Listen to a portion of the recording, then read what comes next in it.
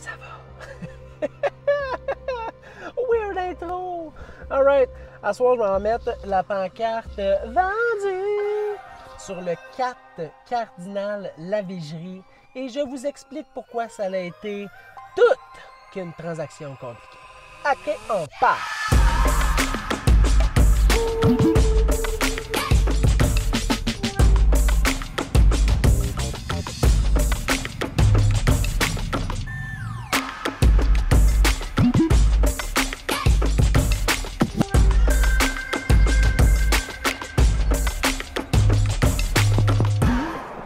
Je cherchais une place tranquille avec du soleil.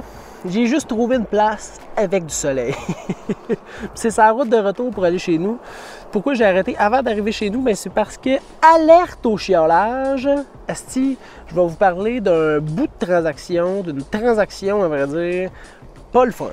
Je vous ai déjà parlé de l'importance d'avoir des bons professionnels dans un dossier, genre un bon courtier immobilier, un bon notaire, un bon démarcheur ou courtier hypothécaire.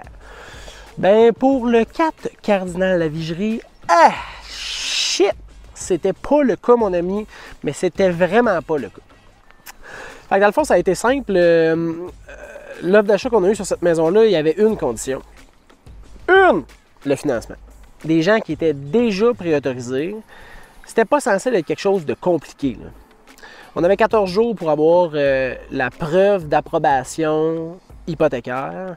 Au bout de 13 jours, on se fait dire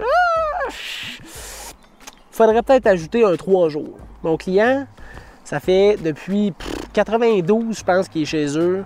Il part parce qu'il s'en va en appartement. Il va pas de gaieté de cœur. C'est un move qui est stressant. Fait que là, la prise de possession, au départ, c'était 1er juillet. Fait qu'on a dit, hey, gars, OK, ton 3 jours de plus, mais la prise de possession, ça va être le 1er août. Parfait, on signe ça. On était vendredi, je pense. Fait qu'on avait jusqu'à lundi pour obtenir le financement. Lundi, on appelle le courtier de l'acheteur, parce que l'acheteur était représenté. Pas de nouvelles. Il me répond. Finalement, lui, il n'y a pas de nouvelles du courtier hypothécaire, pas de nouvelles de la banque. Fait que là, après avoir fait 3, 4, 5 appels, réussi à avoir des nouvelles, il nous dit demain matin. Je te le dis, demain matin, c'était déjà trop tard. Ça faisait déjà 3 jours de plus. C'est du stress pour les clients. Tu sais, quand une personne, ça fait longtemps qu'il est chez eux, puis qu'il décide d'accepter une offre d'achat, c'est déjà engageant. Puis là, on leur pousse encore. Ils étaient prêts à vendre. Mais là, de tout rebrasser ça, puis d'allonger le processus, t'es plus sûr de vouloir vendre, beaucoup de stress, dors plus la nuit, c'était pas le fun. Fait que là, lundi, on n'a pas eu le financement. Mardi, on n'a pas eu le financement. On est mercredi aujourd'hui, je l'ai eu à 4h56, le financement. Mon client, finalement, il est bien content, mais ça a tellement fait vivre de stress dans cette transaction-là que, ça n'a pas été une belle transaction. Puis ça aurait pu être évité en ayant des bons délais au début, en ayant une conversation puis une communication qui était facile avec le courtier hypothécaire, mais c'était pas le cas.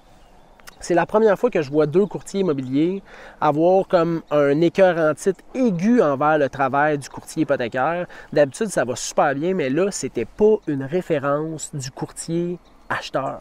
Puis ça, je vous le dis, là, ça fait toute la différence du monde. Si vous voulez avoir une transaction qui se passe bien, je vous conseille de suivre les recommandations de votre courtier immobilier. Tu sais, on fait ça toute l'année. C'est ma 49e transaction cette année. Ça fait 6 ans que je fais ça. J'en ai vu d'autres, tu sais, là. Si je vous dis que ça vaut la peine, peut-être, de regarder avec les gens avec lesquels j'ai l'habitude de faire affaire, ou que votre courtier vous dit ça, je pense que ça vaut la peine de se fermer les yeux puis de suivre son conseil. C'est payant. c'est payant d'écouter les gens qui ont une expérience, qui ont une connaissance dans un domaine, puis on le voit aujourd'hui. Regarde, la transaction s'est faite, il y a un vendu en avant de cette maison-là, le propriétaire est content, on a eu un bon prix, les acheteurs sont contents, mais ça aurait pu se faire tellement avec moins de stress. C'est pas grave. Aujourd'hui, beau soleil, on termine une journée avec une pancarte vendue, du monde content. On ne peut pas rien demander de mieux. On aurait pu demander une route qui était moins chaotique. Je vous souhaite une super bonne journée. Puis j'espère que ces conseils-là vous ont été de bons conseils. Ah oui, je suis désolé de tout ce chiolage-là. En même temps, il fallait que ça sorte. Là, je m'en vais chez nous. J'aurai pas besoin de chialer. Ma femme va être contente. Mes enfants sont couchés. Je vais pouvoir profiter de ma soirée. OK, bye bye.